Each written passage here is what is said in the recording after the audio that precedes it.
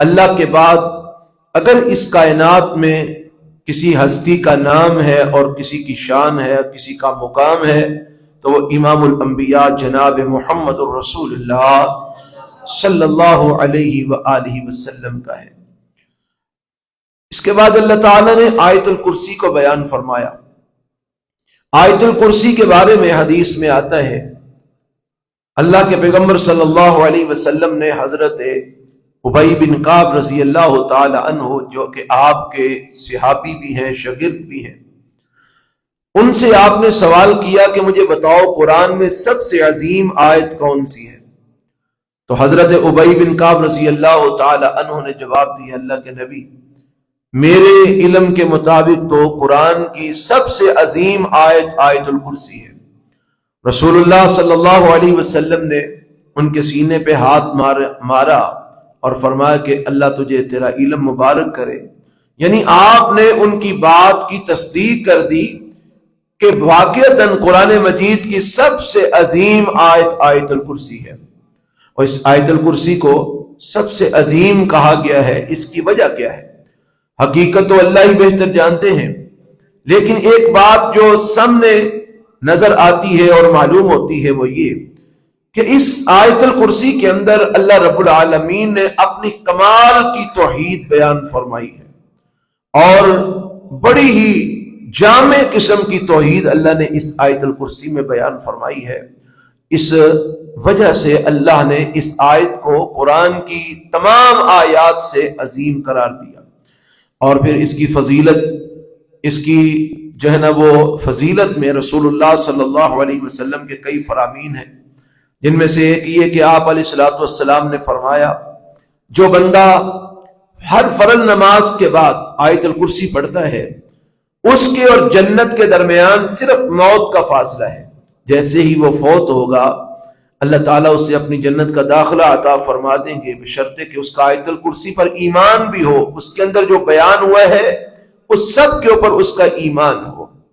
تو اس کے اور جنت کے درمیان صرف آیت الکرسی جو ہے نا وہ موت کا فاصلہ ہے، جو آیت الکرسی کو ہر فرض نماز کے بعد پڑھتا ہے۔ اور اللہ کے پیغمبر علیہ السلام کا یہ بھی فرمان ہے، جو رات کو آیت الکرسی پڑھتا ہے اللہ تعالیٰ اس کی حفاظت کے لیے فرشتہ مقرر فرماتے ہیں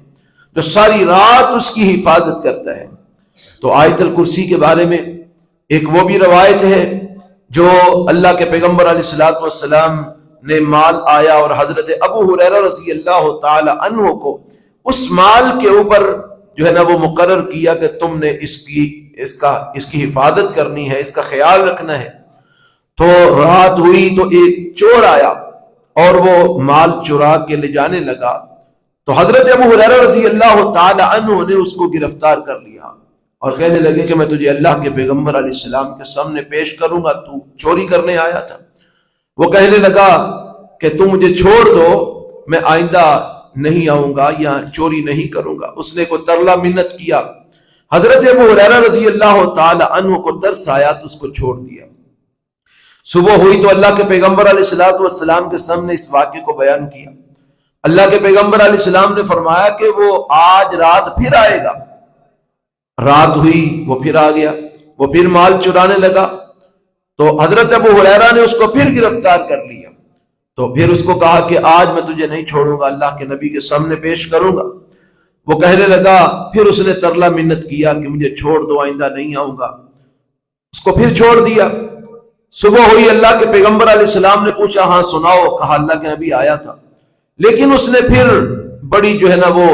ترلا کیا، منت کی، تو مجھے ترس آ گیا، میں نے چھوڑ دیا۔ فرمایا کہ وہ آج رات پھر آئے گا۔ رات ہوئی تو وہ پھر آ گیا،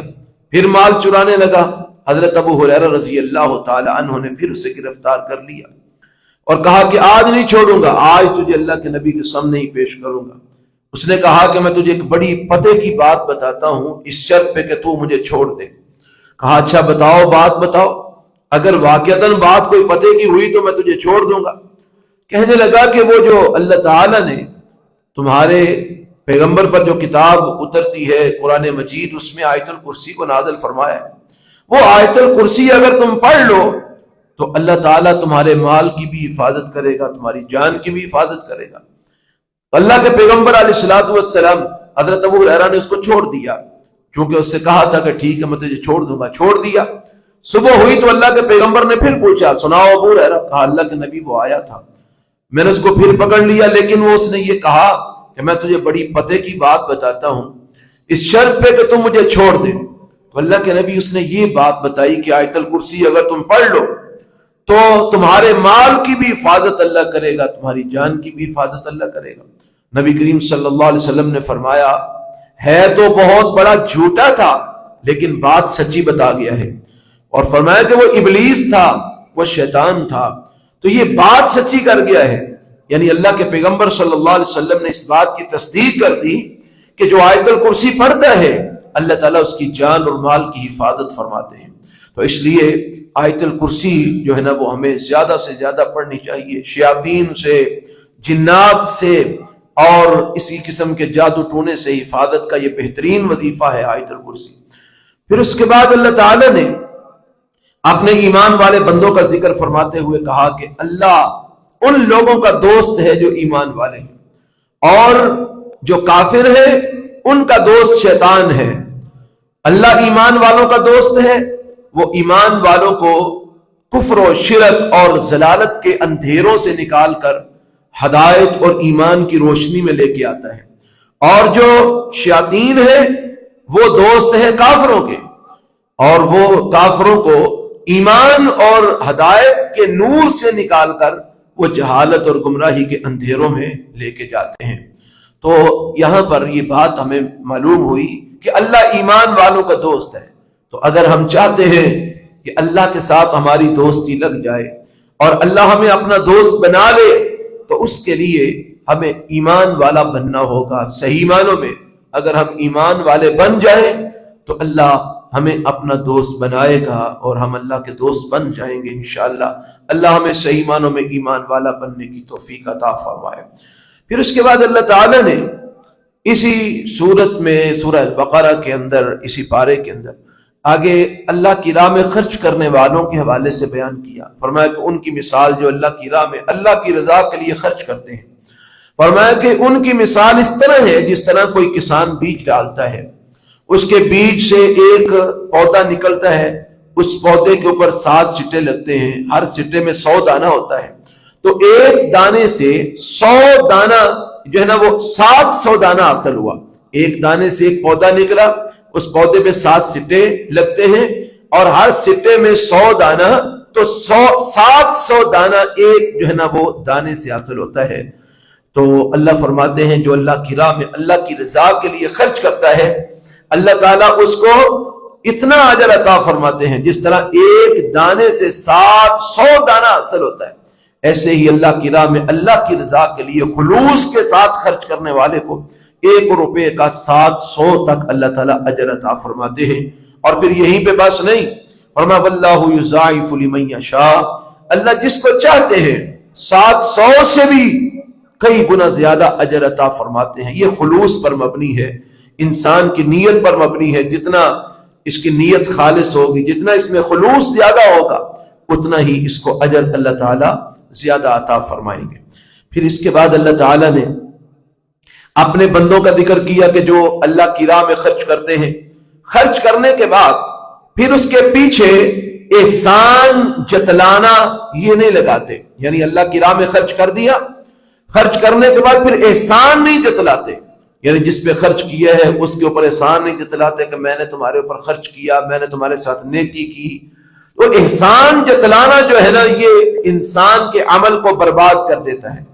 انسان کے عمل کو ضائع کر دیتا ہے، اور یہ احسان جتلانا یہ اللہ کی صفت ہے، اللہ احسان جتلا سکتا ہے۔ اگر کوئی انسان نیکی کر کے احسان جتلاتا ہے تو اس کے بارے میں رسول اللہ صلی اللہ علیہ وسلم نے فرمایا کہ اللہ تعالیٰ ایسے بندے کی طرف نہ نظر رحمت سے دیکھیں گے، نہ اس کے ساتھ محبت سے کلام کریں گے، اور نہ ہی اسے گناہوں سے پاک کریں گے، دردناک عذاب اس کو دیں گے، اس بندے کو جو احسان جتلاتا ہے، نیکی کر کے نیکی جتلاتا ہے۔ تو اللہ فرماتے ہیں وہ لوگ جو اللہ کی راہ میں خرچ کرتے ہیں، پھر اس کے بعد نیکی کرنے کے بعد احسان نہیں جتلاتے، اور نہ ہی جس پر نیکی کی ہے اس کو کسی قسم کی کوئی تکلیف پہنچاتے ہیں، تو فرمایا ان کا پھر بدلہ کیا ہے، لہم اجرہم عند ربہم ولا خوف علیہم ولا هم یحزنون، ان کا اجر ان کے رب کے پاس ہے، اور ان کو خوف بھی کوئی نہیں ہوگا، غمگین بھی نہیں ہوں گے۔ اللہ غم اور خوف سے ان کو جو ہے نا وہ نجات دے دے گا۔ جو اللہ کی راہ میں خرچ کرنے کے بعد پھر احسان نہیں جتلاتے، تو اللہ کی راہ میں خرچ کر کے، نیکی کر کے، پھر اس کو بھول جانا چاہیے، پھر احسان نہیں جتلانا چاہیے۔ اسی کا جو ہے نا وہ یہ انشاءاللہ اس کی قیمت یہ لگے گی کہ اللہ تعالی ہر قسم کے خوف اور غم سے،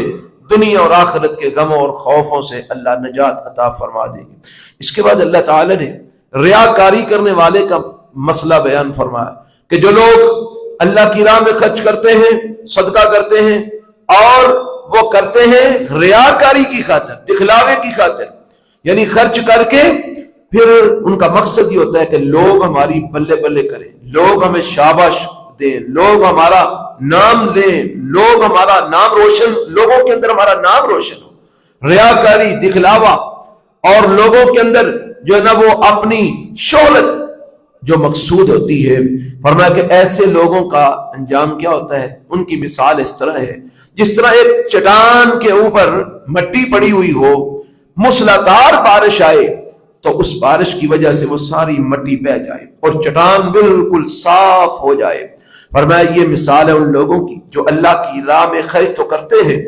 لیکن ان کا مقصد لوگوں کو خوش کرنا، ریاکاری، دکھلاوا مقصود ہوتا ہے۔ تو فرمایا ایسے بندوں کے اعمال نامے ان کی نیکیوں سے ایسے ہی صاف ہو جاتے ہیں جس طرح وہ چٹان مٹی سے صاف ہوتی ہے، یعنی ان کا کوئی عمل جو ہے نا وہ کل قیامت والے دن ان کے پاس نہیں باقی رہے گا۔ ان کی ریاکاری اور دکھلاوے کی وجہ سے ان کے اعمال دنیا میں ہی ضائع ہو جائیں گے۔ تو اللہ تعالی ہمیں ہر قسم کی ریاکاری اور دکھلاوے سے محفوظ فرمائے۔ پھر اسی پارے میں سورۃ البقرہ کی جو آخری آیات ہیں ان کی بڑی فضیلت ہے۔ آمن الرسول بما انزل الیہ من ربہ والمؤمنون، ان آیات کے بارے میں حدیث میں آتا ہے، رسول اللہ صلی اللہ علیہ وسلم نے ارشاد فرمایا ہے کہ جو بندہ صبح پڑھتا ہے شام تک اللہ اس کو کافی ہو جاتے ہیں، جو شام کو پڑھتا ہے صبح تک اللہ اس کو کافی ہو جاتے ہیں۔ یہ سورۃ البقرہ کی آخری جو دو آیات ہیں، اور اس میں سے جو آخری آیت ہے کہ اللہ تعالیٰ سے جس وقت بندہ دعا کرتا ہے ربنا لا تؤاخذنا ان نسینا او اخطانا ربنا ولا تحمل علينا اصرا كما حملته على الذين من قبلنا ربنا ولا تحملنا ما لا طاقة لنا به واعف عنا واغفر لنا وارحمنا انت مولانا فانصرنا على القوم الكافرين۔ فرمایا جس وقت یہ بندہ دعائیں پڑھتا ہے نا، یہ ساری دعائیں ہیں، اے ہمارے رب ہمارا مواخذہ نہ کرنا، اور جو ہم سے بھول چکو ہو جائے اس پہ ہماری پکڑ نہ کرنا، اور ہمارے اوپر وہ بوجھ نہ لادنا جس کو اٹھانے کی ہمیں طاقت نہ ہو، اور ہمارے اوپر سابقہ قوموں کی طرح بوجھ نہ ڈالنا۔ یا اللہ ہم کو معاف کر دے، بخش دے، ہم پہ رحم فرما، تو ہمارا مولا ہے، ہمارا دوست ہے، ہمارا آقا ہے، تو ہماری کافروں کے خلاف مدد فرما۔ تو نبی صلی اللہ علیہ وسلم فرماتے ہیں جس وقت بندہ یہ پڑھتا ہے تو اللہ تعالیٰ اس کے جواب میں فرماتے ہیں، جس وقت بندہ کہتا ہے نا کہ یا اللہ میرے اوپر اتنا بوجھ نہ ڈالنا جس کو اٹھانے کی مجھے طاقت نہ ہو، اللہ فرماتے ہیں میں نے ایسے ہی کر دیا۔ پھر بندہ کہتا ہے اللہ میری گناہوں کی وجہ سے جو بھول چک مجھ سے ہوئی اس پر میرا مواخذہ نہ کرنا، اللہ کہتا ہے میں نے ایسے ہی کر دیا۔ پھر بندہ کہتا ہے اللہ مجھے معاف کر دے، اللہ کہتا ہے میں نے ایسے ہی کر دیا۔ اللہ مجھے بخش دے، اللہ کہتے ہیں میں نے ایسے ہی کر دیا۔ کہتے ہیں یا اللہ مجھ پر رحم فرما، اللہ فرماتے ہیں میں نے ایسے ہی کر دیا۔ یعنی اللہ تعالیٰ اس کے جواب میں فرماتے ہیں جو جو تو کہتا جاتا ہے میں ویسے ہی کرتا جاتا ہوں۔ تو یہ بہت عظیم دعائیں ہیں، یہ یاد کرنی چاہیے اور ان کو پڑھنا چاہیے، اللہ تعالیٰ سے یہ دعائیں مانگنی چاہیے۔ اللہ ہمیں توفیق عطا فرمائے۔ سورہ آل عمران شروع ہوتی ہے۔ سورہ آل عمران کے اندر پہلے رکوع میں ایک آیت ہے هو الذی انزل علیک الکتاب منہ آیات محکمات۔ اس آیت کے حوالے سے اللہ تعالیٰ فرماتے ہیں اللہ وہ ذات ہے جس نے اتارا کتاب کو، اور اس کتاب میں کچھ آیتیں محکم ہیں، کچھ آیتیں متشابہ ہیں۔ یہ جو اللہ تعالیٰ نے قرآن مجید نازل فرمایا ہے، اس قرآن مجید کی آیات کی اللہ نے دو قسمیں بیان فرمائی ہیں۔ ایک وہ آیات ہیں جو محکم ہیں، ایک وہ آیات ہیں جو متشابہ ہیں۔ محکم آیات وہ ہوتی ہیں جن کا معنی اور مفہوم بڑا واضح ہوتا ہے، اس کے اندر کوئی دوسری بات، دوسری رائے نہیں ہوتی، اس کے اندر کوئی اشکال نہیں ہوتا، کوئی بندہ اپنی مرضی کا اس میں سے معنی اور مفہوم نہیں نکال سکتا، اس میں واضح احکامات ہوتے ہیں، اس کو کہتے ہیں محکم آیات۔ اور کچھ ایسی آیات ہوتے ہیں کہ جن کے اندر واضح مسئلہ نہیں ہوتا، واضح بات نہیں ہوتی، بلکہ اس میں کوئی دوسرا مفہوم بھی نکل سکتا ہے، اس کو بولتے ہیں متشابہ آیات۔ تو اللہ تعالیٰ نے ان دونوں قسموں کو بیان کرنے کے بعد فرمایا جو ایمان والے ہیں وہ محکم آیات کے پیچھے لگتے ہیں، جن آیات میں واضح احکامات اللہ نے بیان فرمائے ہیں ان احکامات کو سنتے ہیں، پڑھتے ہیں، سمجھتے ہیں اور ان پہ عمل کرتے ہیں۔ اور جو وہ لوگ جن کے دلوں میں ٹیڑھا پن ہے، جن کے دلوں میں کجی ہے، جن کے دلوں کے اندر خرابیاں ہیں، وہ محکم آیات کو چھوڑ کر متشابہ آیات کے پیچھے چلتے ہیں۔ اور متشابہ آیات کے پیچھے چلنے کا ان کا مقصد کیا ہوتا ہے؟ فَيَتَّبِعُونَ مَا تَشَابَهَ مِنْهُ ابْتِغَاءَ الْفِتْنَةِ، فرمایا کہ وہ ان آیات میں سے اپنی مرضی کا معنی اور مفہوم نکال کر فتنہ تلاش کرتے ہیں، فتنہ پیدا کرنا چاہتے ہیں۔ آج کے دور میں ایسے بڑے سارے لوگ آپ کو ملیں گے جو اپنی عقل کے ساتھ قرآن کی تفسیر کرتے ہیں، حالانکہ تفسیر وہی ہے، سب سے اعلیٰ قرآن کی جو تفسیر ہے وہ تفسیر ہے جو قرآن کی تفسیر کرتا ہے، قرآن کی آیات کی وضاحت کرتی ہے، وہ سب سے اعلیٰ تفسیر۔ اس کے بعد وہ تفسیر جو امام الانبیاء جناب محمد الرسول اللہ صلی اللہ علیہ وسلم نے قرآن کی آیات کی تفسیر بیان فرمائی اور صحابہ اکرام نے نبی کریم صلی اللہ علیہ وسلم سے سن کر ہم تک پہنچائی، وہ سب سے اعلیٰ تفسیر ہے۔ اسے تفسیر معصور جو ہے نا وہ کہا جاتا ہے۔ اور یہ جو تفسیر بالرائے ہے، یعنی اپنی عقل کے مطابق تفسیر کرنا، اپنی سمجھ کے مطابق تفسیر کرنا، اس قسم کی تفسیر کرنے والے لوگوں میں سے اکثر لوگ وہ پھسل گئے ہیں، وہ غلطی پر چلے گئے۔ اور اس طرح آج بھی بڑے سارے لوگ ہیں جنہوں نے عقل کا سہارا لے کر وہ جو آیات ہیں متشابہ آیات جن کو کہا جاتا ہے، ان آیات کے پیچھے لگ کے اپنی مرضی کے معنی اور مفہوم بیان کر کے تو قرآن کا کچھ ترجمہ کر دیا، کئی اس کے ایسے مفاہیم بیان کر دیے جو نہ رسول اللہ صلی اللہ علیہ وسلم نے بیان کیے، نہ صحابہ اکرام نے بیان کیے، نہ تابعین نے بیان کیے، نہ تبع تابعین نے بیان کیے، نہ ائمہ دین نے بیان کیے، نہ محدثین نے بیان کیے۔ تو یہ اپنی عقل کے جو پیروکار ہیں وہ اپنی عقل کے ساتھ قرآن کی تفسیر کرتے ہیں اور متشابہ آیات کو لے کر اس میں سے اپنی مرضی کے مسائل نکالتے ہیں، خود بھی گمراہ ہوتے ہیں، لوگوں کو بھی گمراہ کرتے ہیں۔ تو اللہ تعالیٰ نے ہمیں یہ بات بتائی ہے کہ جو اہل ایمان ہیں، جو مومن لوگ ہیں، سب سے پہلی بات تو یہ ہے کہ وہ محکم آیات کے پیچھے چلتے ہیں، محکم آیات کو سمجھتے ہیں، ان پہ عمل کرتے ہیں، اور جو متشابہ آیات ہیں ان کا بھی انکار نہیں کرتے، بلکہ وہ کیا کہتے ہیں؟ یقولون آمنا بہ کل من عند ربنا، راسخ فی العلم جو علماء، اللہ پر ایمان رکھنے والے، قرآن کو سمجھنے والے جو علماء ہیں، وہ کہتے ہیں محکم آیات ہوں یا متشابہ آیات ہوں، ہمیں ان آیتوں کی سمجھ آئے یا نہ آئے، ہمارا سب پہ ایمان ہے، کیونکہ کل من عند ربنا، تمام آیات ہمارے رب کی طرف سے ہیں۔ تو یہی بہتر۔ اور جو کچھ ایسی آیات جو متشابہ آیات ہیں جن میں سے کئی مفہوم نکل سکتے ہیں، جس کا سہارا لے کر فتنہ پرور لوگ غلط باتیں نکال کر خود بھی گمراہ ہوتے ہیں، لوگوں کو بھی گمراہ کرتے ہیں، ان لوگوں کے پیچھے نہیں چلنا چاہیے اور ایمان یہ رکھنا چاہیے آیات محکم ہے یا متشابہ، سب ہمارے رب کی طرف سے ہیں، ہمارا سب پہ ایمان ہے۔ اگر ہمیں کسی کی سمجھ نہیں آ رہی پھر بھی ہمارا اس پر ایمان ہے کہ یہ ہمارے رب کی طرف سے ہے، اللہ نے اس میں جو بھی بیان کیا ہے حق بیان کیا ہے، اس میں کوئی شک کی گنجائش نہیں ہے۔ تو یہ محکم اور متشابہ آیات کے حوالے سے اللہ تعالیٰ نے ہمیں جو ہے نا وہ ایک لایا عمل دے دیا، اور پھر اس کے بعد ایک دعا بھی ہمیں سکھا دی ہے۔ وہ کیا؟ فرمایا کہ جو مومن دعا ہوتے ہیں نا، مومن لوگ جو ہوتے ہیں وہ یہ دعا کرتے ہیں، ربنا لا تزغ قلوبنا بعد اذ ہدیتنا وَهَبْ لَنَا مِن لَّدُنْكَ رَحْمَةً إِنَّكَ أَنتَ الْوَهَّابُ، اے اللہ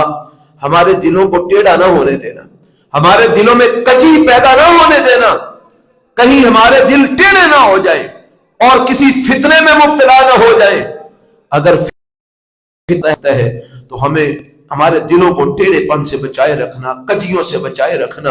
اور ہمیں اپنی طرف سے ہدایت عطا فرما، اور ہدایت دینے کے بعد پھر ہمیں گمراہ نہ ہونے دینا، اور ہمیں اپنے پاس سے رحمت نصیب فرما۔ تو یہ دعا کثرت سے کرنی چاہیے، اور اللہ کے قرآن کے جو محکم آیات ہیں ان کے پیچھے چلنا چاہیے، ان پہ عمل کرنا چاہیے۔ اللہ تعالی ہم سب کو کتاب و سنت کی سمجھ عطا فرمائے، ان پہ عمل کی توفیق عطا فرمائے۔